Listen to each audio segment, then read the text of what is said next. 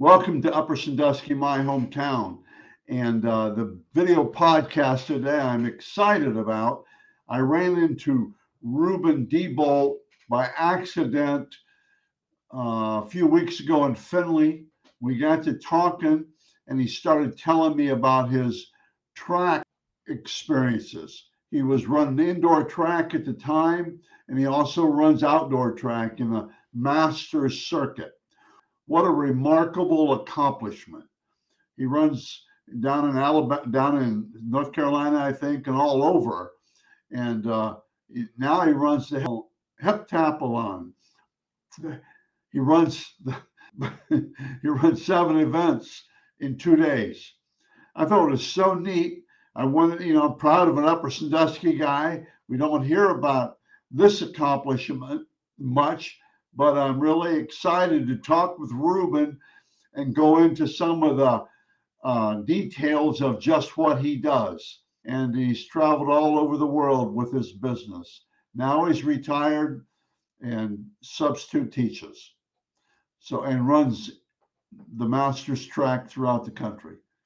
So sit back and enjoy my video podcast with Reuben DeBolt. Like I said earlier, my guest is Reuben DeBolt, from a graduate of Upper Sandusky back in 1965. Ran into him at Best Buy in Findlay a week or so ago. We talked about the Eden Alumni Banquet, and I hadn't seen him for a long time, as you know, Reuben. But when you told me you were getting ready to run track, I thought, man, what a story. And what have you went to? No, I went to Case Tech, which became Case Western Reserve while I was there. Okay. Then real briefly, what have you done in the last 40, 50 years, as we know? After graduation, I joined Firestone International Company.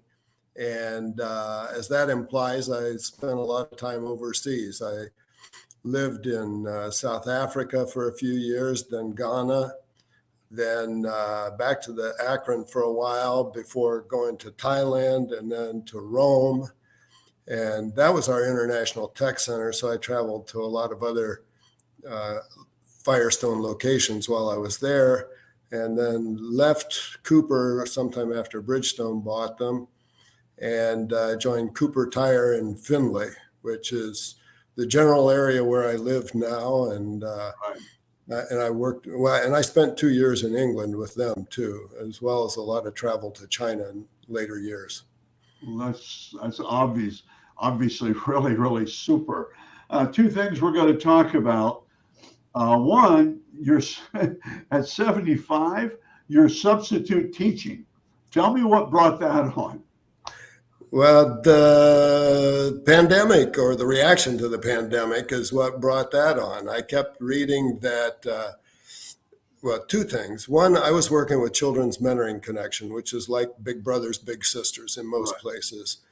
And we were doing an in-school program, which of course got the kibosh once the COVID restrictions came along. And we were doing it online, which was better than nothing, but not a lot better. And I thought, man, these kids really need to be in school all the time. And I kept seeing that there was a shortage of substitute teachers, and that's why schools were doing hybrid or whatever. And so I said, well, you're going to sit here and moan about it, or you're going to do something about it. So I decided to start being a substitute teacher, and it's been a ball. Love it. That's really, really good. And as I will tell you, substitutes are hard to find. Here, I know locally and things like that, they're hard to find. So that speaks well for you. And you can relate to the kids, right? Oh, I love it. That's super, Reuben. Okay, now what I wanted to talk about, and you told me, was your USA Track and Field Masters Track and Field program. Okay, you're 75. Now that's the last time I mentioned age, but you run track and field, right? Correct. Yeah. And I'll tell you how it all started. Well, I've always loved track and field. I only went out for it 1 year, my senior year in high school, and I was at best a mediocre hurdler and pole vaulter. And but I just turned 70 actually when I was coming up the base from the basement, going up the stairs one day, and I thought, I think I could still get over a hurdle. And so I went up to the track, which is about a mile from here. The high school is about a mile from here. And yeah, I could still get over a hurdle, but I found out I really wasn't prepared to run an 80 meters full of hurdles. And I was still working at that time. So that would have been in 2017 when I just turned 70. And so the following year, as soon as I retired in March, I got a grad student from the University of Findlay to work with me a little bit, but then I totally wrecked my knee. So that was the end of the 2018 season. Following year, I was thinking about it, but I didn't really think my knee was ready. And then I had a surgery that came along. So eventually, finally, for the indoor track season of 2020, I ran in my first meet. And then COVID shut everything down about a week later. So I got my first meet in and ran the hurdles. And how did you finish? First. First. How many guys ran? There was only one other guy in my age group, but that was my first meet. Well, it was kind of my first meet. I actually ran in an open meet. I ran 60 meters dash in an open meet the week before, just to get the feel of being in a meet again. And I watched all these college guys run away from me, but anyway, so that was the start, and then it was suspended for COVID and all that. And then last year I decided, it was crazy driving as far as I was going to get to a meet and only run for 15 to 18 seconds or something like that. So I started long jumping as well. And one thing led to another. And as I told you, so at the National Outdoor Championships in 2022, then I ran the hurdles and long jump, and I just happened to have with me a couple of medals here, and that one was that was second place in the hurdles and third place in the long jump. But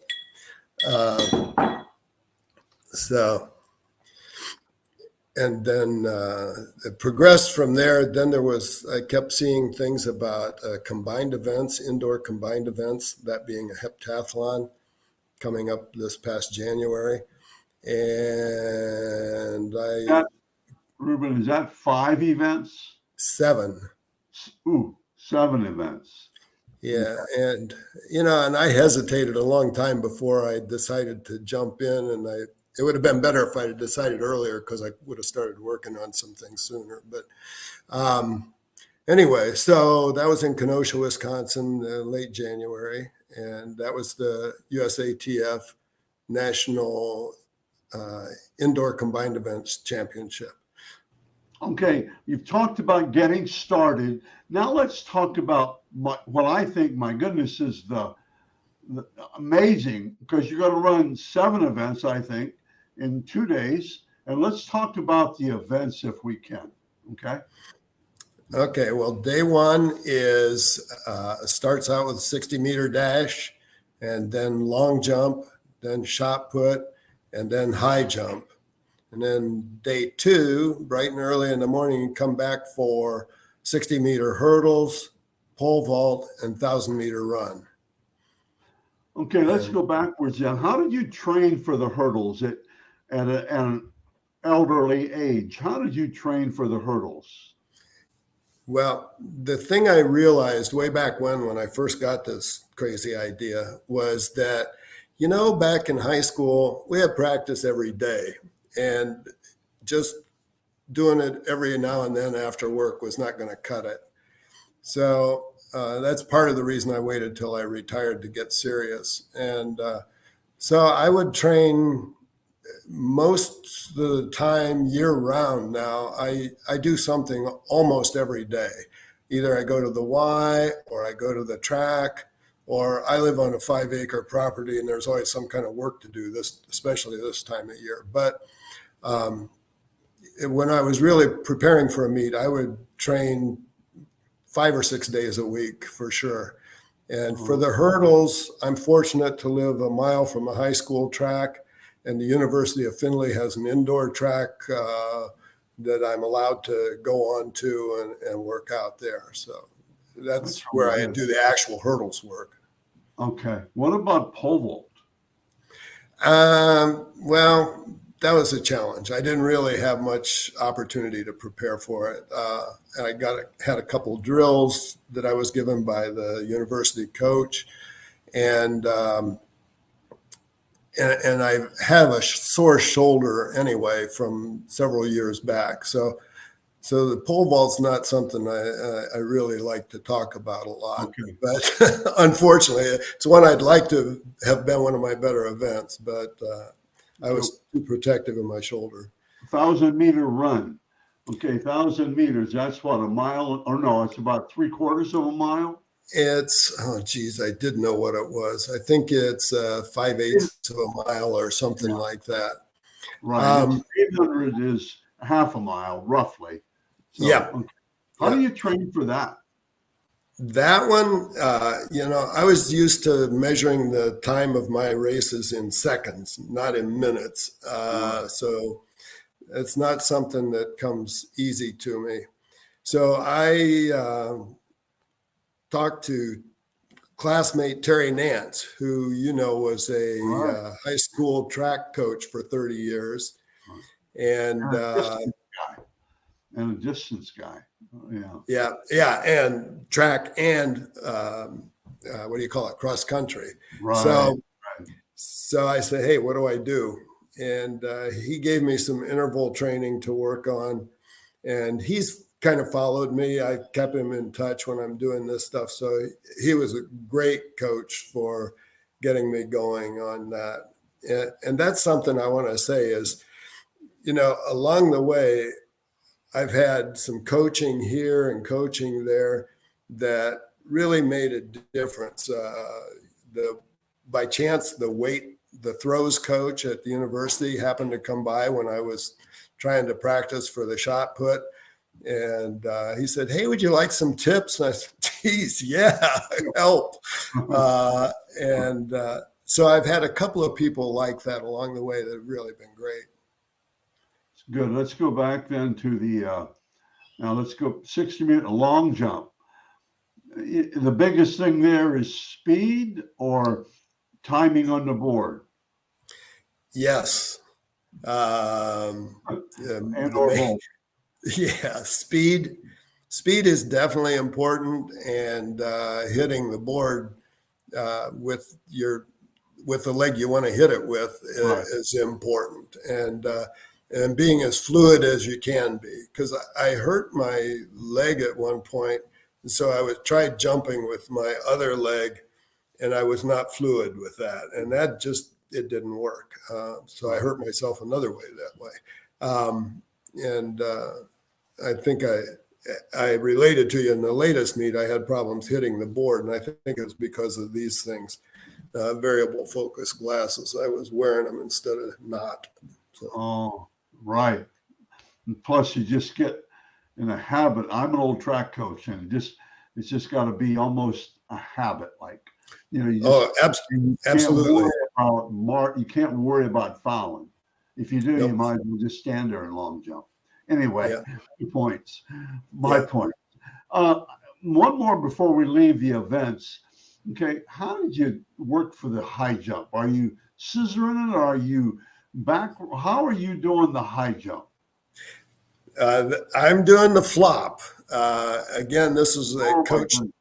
This is at Coach Nance's suggestion, because you don't have to get your center of gravity quite as high.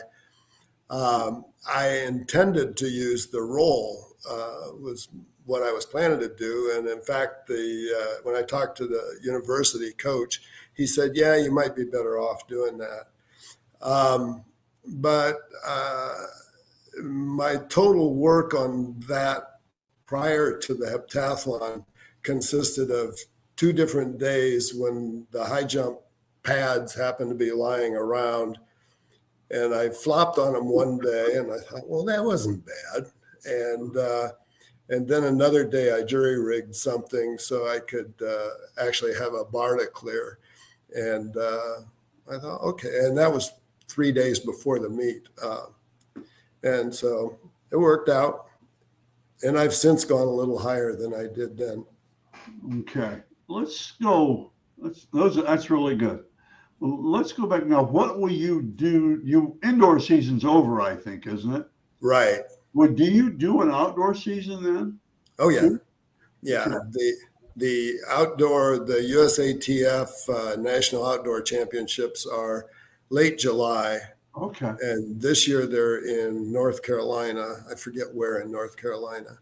And in between now and then, there'll be the Lake Erie region usually has a couple of meets that I'll probably go to. Is that in Cleveland or where would that be?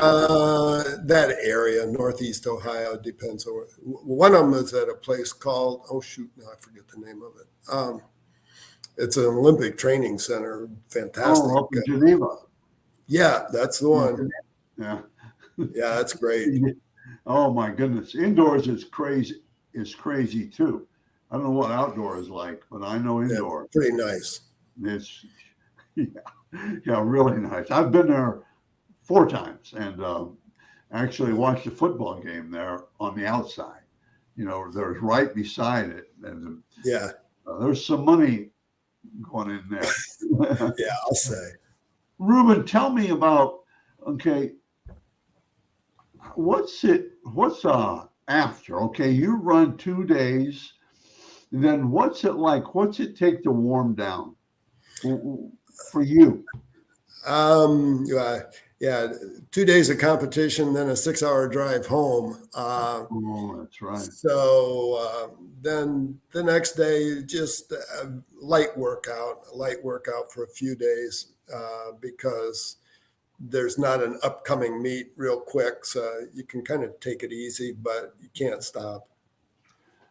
I really feel it if I don't do something one day, I feel it the next. Yeah, that's crazy. Okay, well, this has been really interesting, and I have just a couple more questions. How many people get involved? Is it the seniors, or what's the age bracket that you're in now? Okay, it's called Masters Track and Field, and that's for 35 and up, and you compete in 5-year groupings by age. At the outdoor meet last summer, there were something like 1,300 athletes there.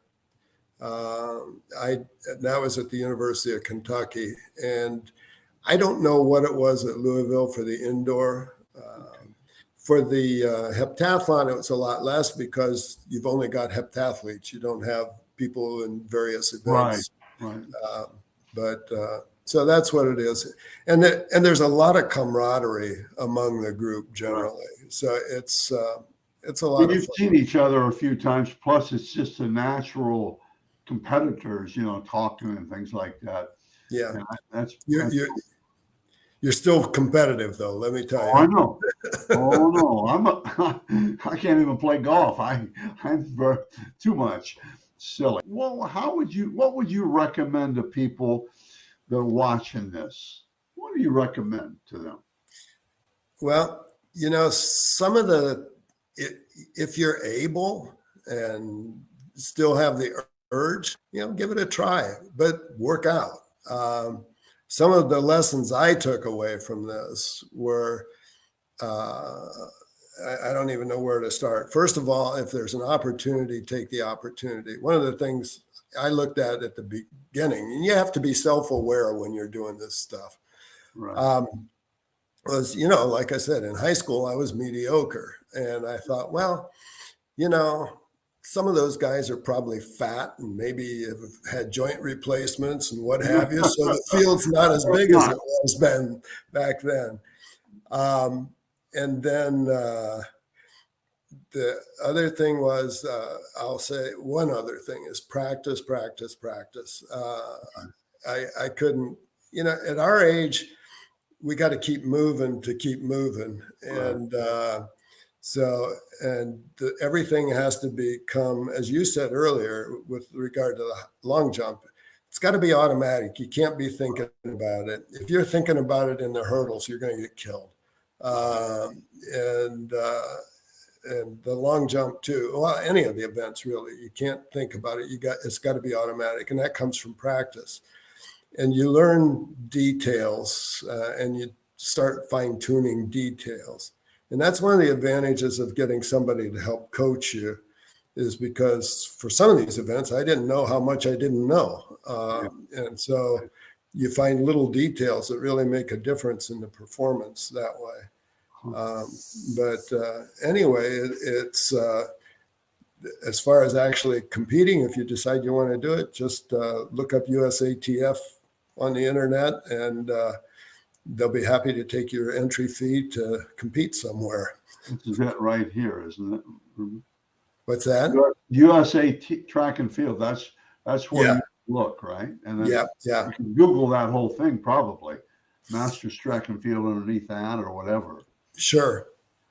I think it's important just to know the magnitude of what you've accomplished as a 75-year-old track guy. Telling me just what you accomplished.